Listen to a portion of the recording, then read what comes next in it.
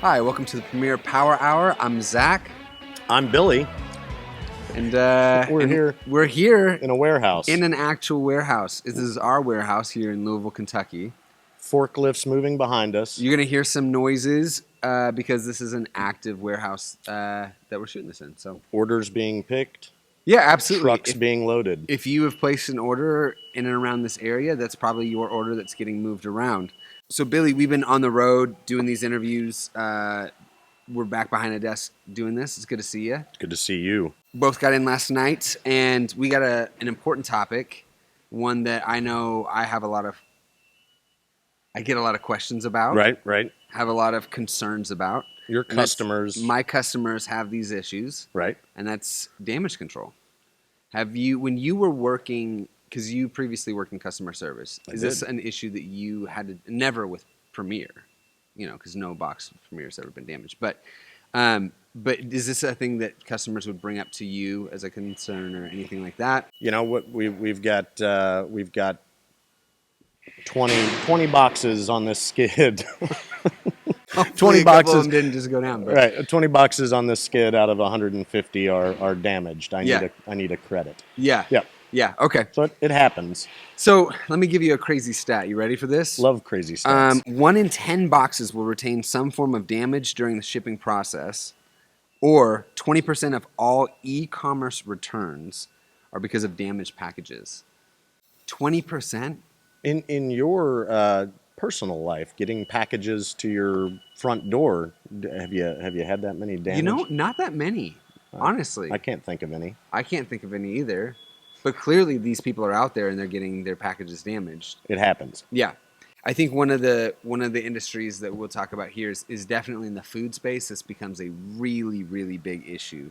But we want to talk about some of the things that cause damage in the first place. Okay. One of them is going to be just poor packaging. So empty space. If you have a big box and you have a little thing in there, it can rattle around.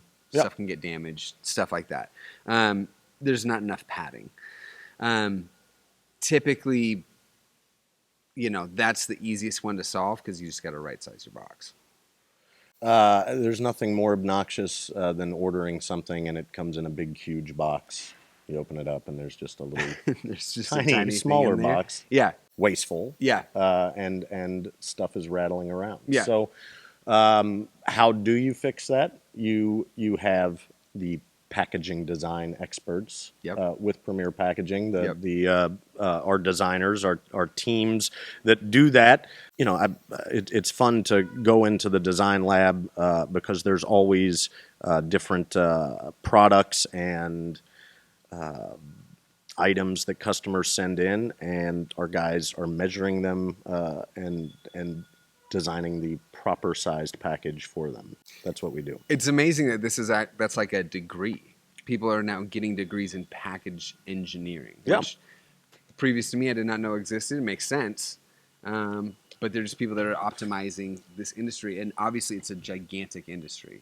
One of the other benefits of making those changes, Billy, is that for the carriers that you're using, whatever major carrier you're using to ship your packages, they're going to be going off of your dim weight or your dimensional weight. DIMS. Yes. DIMS.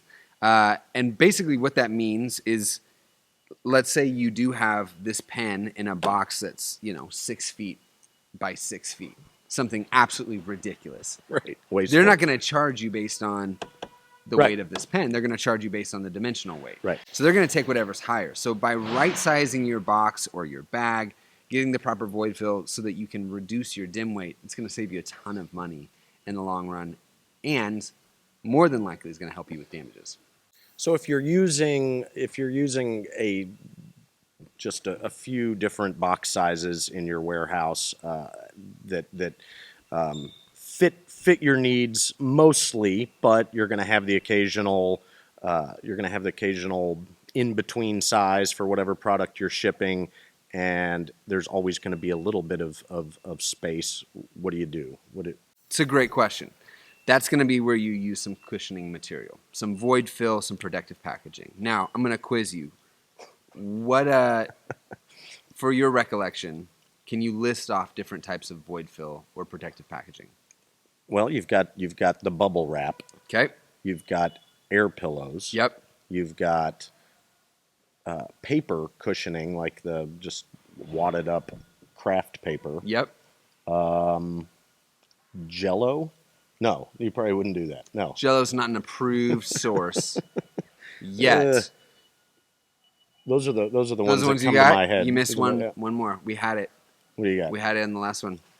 Peanuts. Oh yeah, peanuts. You love peanuts. I love peanuts. I like pistachios better, but peanuts work. Really, you're more in the pistachio. Why pistachios over peanuts? I don't know, they're addictive. I mean, you just popping them open. I love. It's I the love same. pistachios. It's Well, I guess a you lot of do the that same with peanuts, process too. of peanuts.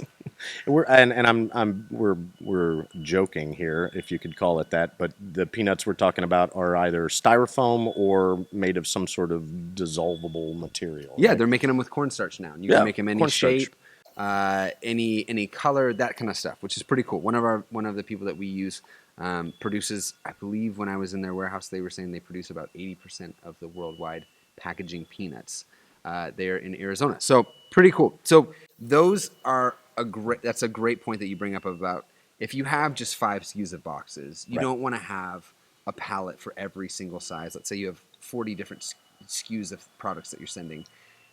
Most of the time, unless it's a severely custom size box, you're not going to want to have all that different SKUs. So having pillows, airbags, peanuts, bubble wrap, etc., those are going to be key for making sure that your package is protected. For sure. Yeah. Improper handling. Now, when you were in customer service, did you ever handle any packages, or did they keep you off the floor? I didn't. No, I don't. We didn't have like warehouse day or anything like that. We You probably didn't have should a have. warehouse day? I do remember Like a field trip to the warehouse? we would See how do. everybody else works? We would occasionally do. We would help with inventories. Yeah. And that sort of thing. But no, unless you just wanted to get out and go talk to shipping. But I think for the most part, we tried to stay away from one another. Yeah. Stay away from one another. Well, Avoidance is a good policy sometimes. so one of the ways that this happens, and we've all seen those Ring videos or whatever, where there's, an employee from a certain carrier company that's, throwing a package on the doorstep. Right. Doesn't happen all the time, but it is something that can happen. So some people just completely blow past fragile or fragile. If you're familiar with the Christmas story, a Christmas story. I'm sorry, it's not the Christmas story. But that's another thing that can happen where obviously that's going to be a way that your package gets damaged. Probably one of the biggest causes. Yeah. There's a lot of steps in the chain to get it to your front door. So yes, for sure. Absolutely. And then lastly, one of the most common things is water and humidity damage. Now here, pretty humid spot, would you say? Right. I would. You would say that. I feel like we're in a warehouse. We're having a nice sauna. Yeah. I just came from a warehouse that was about this hot, and did you? I was looking forward to today, thinking, we're going to film some it was gonna podcasts, be nice. And I'll be comfortable and can wear normal clothes and not. Well, thanks for showing up in normal clothes. I really appreciate that. Yep. We're in a warehouse. I am looking forward to losing a lot of water weight today, though, so that's good. Gonna get to your fighting weight today by the end of the day. Whatever that is. So yeah, water and humidity damage. Excessive condensation can build up in the trailers or containers if they're exposed to extreme variations of temperature and humidity. I know at least in Arizona, this is a huge factor because in the summertime, if you have food and beverage, we have one company that has wine. How long it stays in a trailer is a huge factor because of the amount of condensation and heat that gets built up there, as well as in other places. Practically anywhere in the summertime, you're going to have this issue. If it's staying in a place for a long period of time, you're going to be subject to water or humidity. If it's food packaging and the item is sitting in a refrigerated warehouse as well. Absolutely. So this can lead to warping, corrosion, mold, and of course, if it's left outside someone's home, it can get rained on. Yep. If you're in a place where it rains. I don't remember enough. I should have studied up on this. I'm going to ask you a question. Okay. What do you have you had the opportunity to talk to your customers about the various coatings that can be added to corrugated?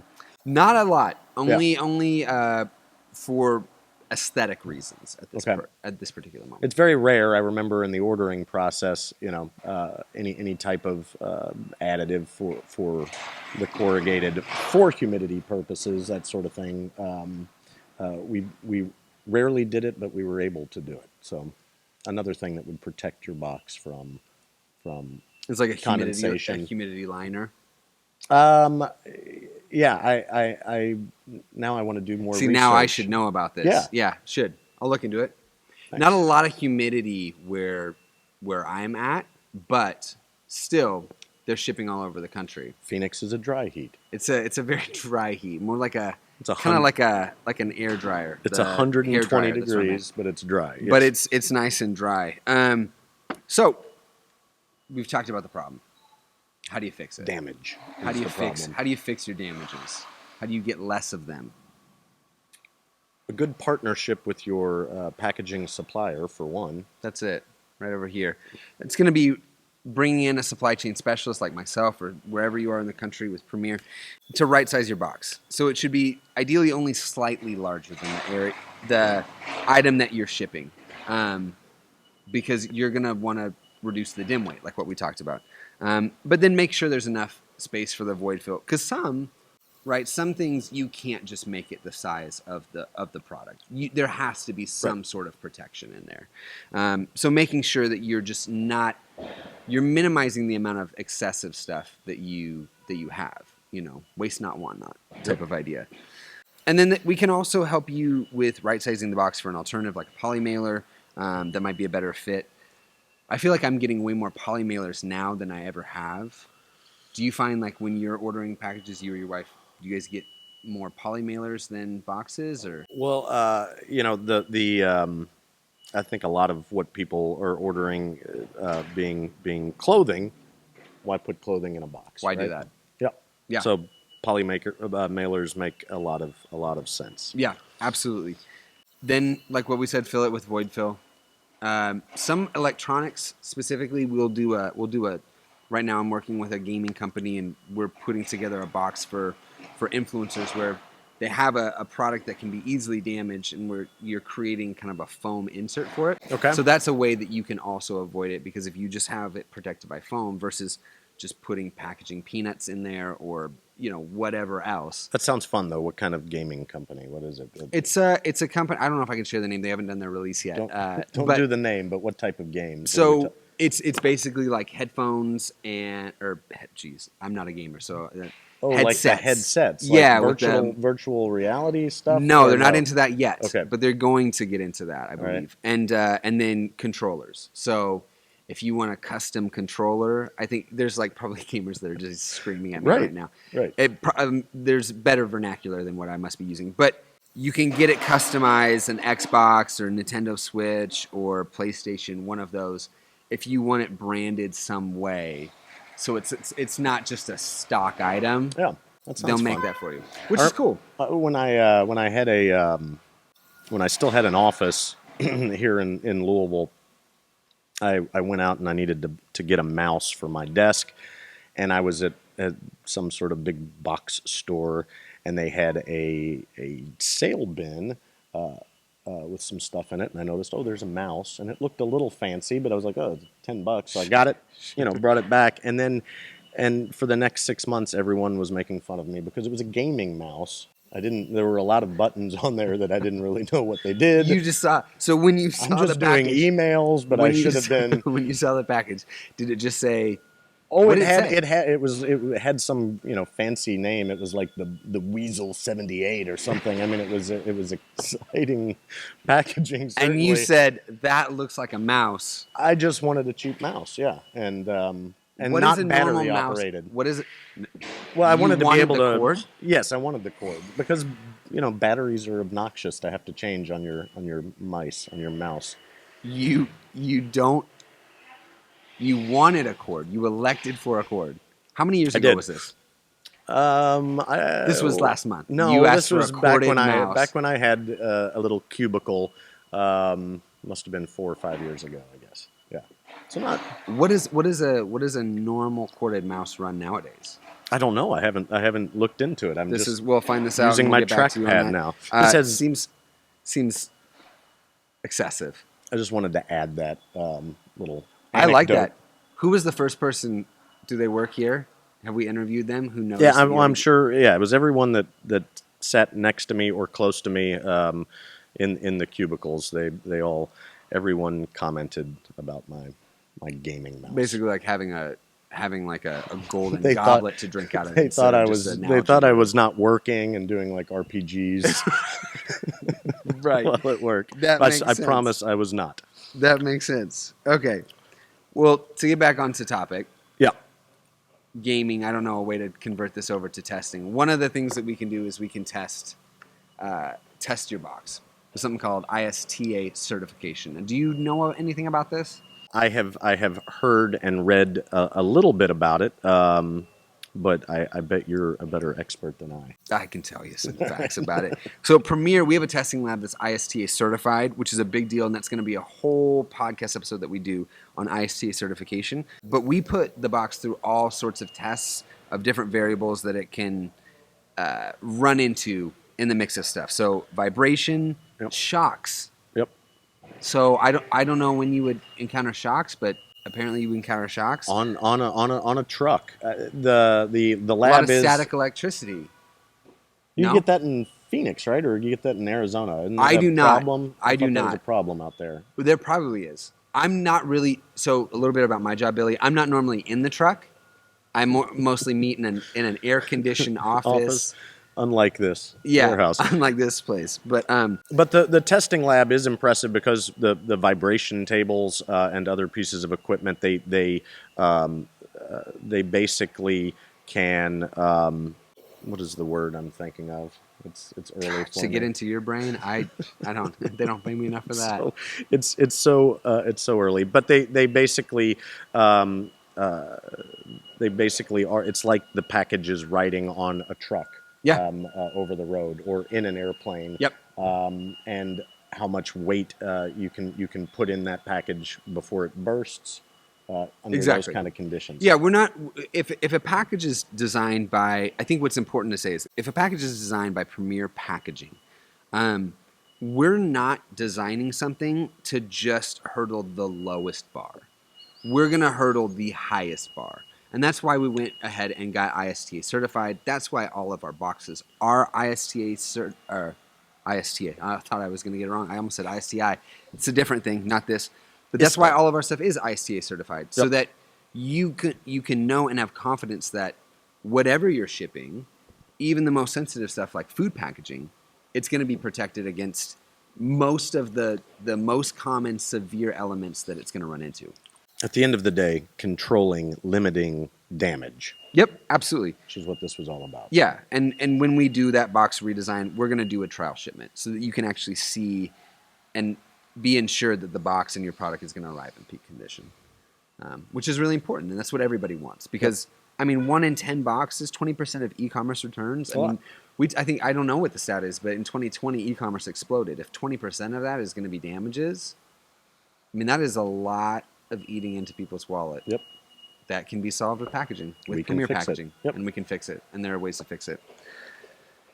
Do you have anything else to add? I can't even think of words right now, apparently. Okay. Well, how about this? I have a special treat for you. Okay. I have a special treat for you. Now, it's time for what's in the box. This is what we started with. Yeah.